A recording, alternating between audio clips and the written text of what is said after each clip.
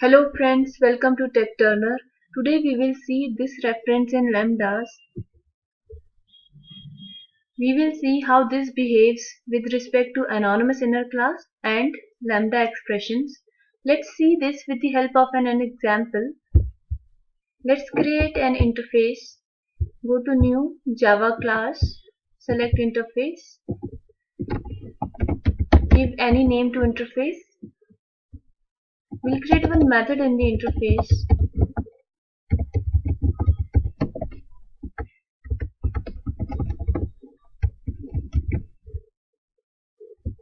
Let's create our main class. It will have a main method.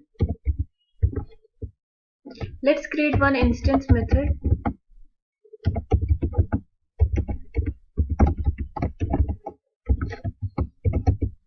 We will have the implementation of interface using the anonymous inner class in this method.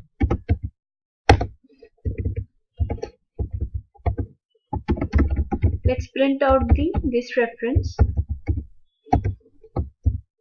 anonymous inner class, and we will print this reference.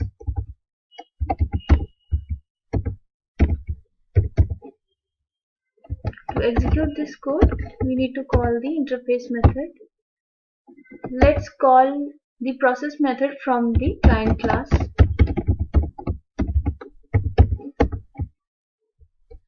Let's execute the code.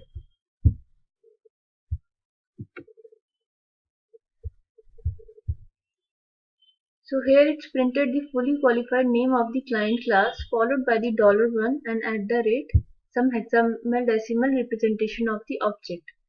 So this fully qualified name of client class is the object of the client class and $1 is the object of the anonymous inner class.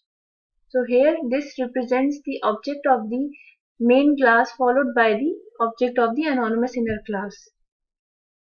Let's see this in the lambda expression.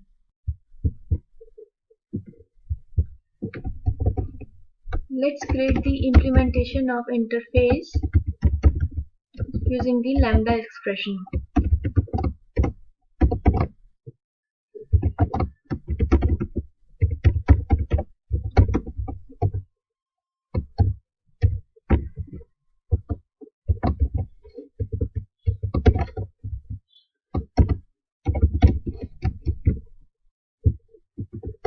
To execute this lambda expression, we need to call its method.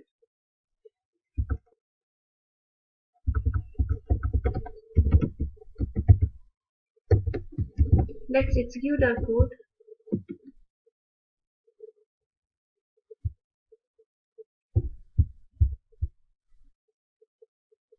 So here we have seen there is no object of lambda expression created. So in case of lambda expression, this refers to the object of the main class, the object of the class where the process method is executed. Hope you understood the difference. If you like my video, please subscribe to my channel.